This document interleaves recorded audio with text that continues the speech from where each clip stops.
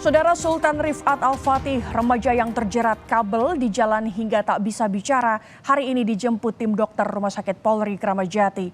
Sultan akan mendapat perawatan intensif oleh tim dokter spesialis. Pemindahan perawatan Sultan ke Rumah Sakit Polri dilakukan atas perintah Kapolri Jenderal Listio Sigit Prabowo agar Sultan mendapat perawatan intensif. Saat ini prioritas penanganan difokuskan untuk mengembalikan berat badan Sultan yang menurun lantaran mengalami trauma di saluran nafas dan pencernaan. Yang bersangkutan saat ini dalam kondisi yang berat badannya sangat menurun karena memang kondisi intake-nya yang kurang karena terjadi trauma di saluran nafas dan saluran cerna. Nanti penanganan di sini ini kita akan membuat tim ya yang terdiri dari tim ahli dari rumah sakit sebelumnya yaitu Rumah Sakit Fatmawati dan RSCM. Jadi kita gabung menjadi satu. Sementara itu pihak PT Bali Towerindo selaku pemilik kabel menilai tidak ada kelalaian karena rutinitas perawatan dilakukan dengan baik.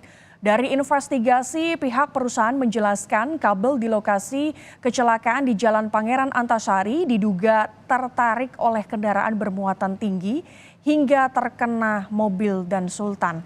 Pihak perusahaan menegaskan tidak ada upaya mengabaikan korban dan telah menjalin komunikasi sejak 23 Mei 2023 usai mengetahui kondisi korban. Meski demikian, belum ada titik temu terkait biaya kemanusiaan antara pihak keluarga Sultan dan perusahaan.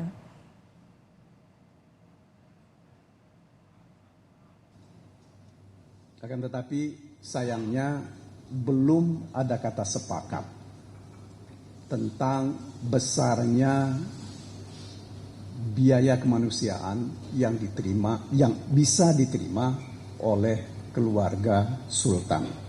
Bahwa kalau tidak ada tarikan oleh sesuatu yang berat, itu tidak mungkin ini sampai melengkung. Kenapa? Kalau tidak, apalagi faktanya, ini kabel ini cukup kuat sehingga itu tidak putus.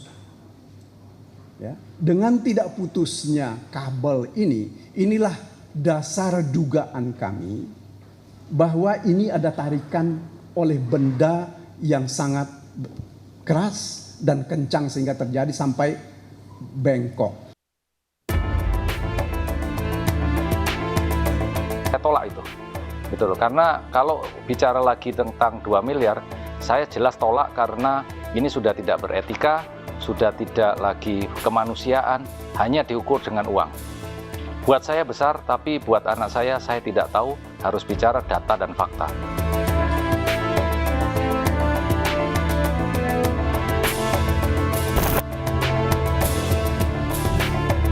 Tegas menolak kompensasi dari perusahaan sebesar 2 miliar rupiah.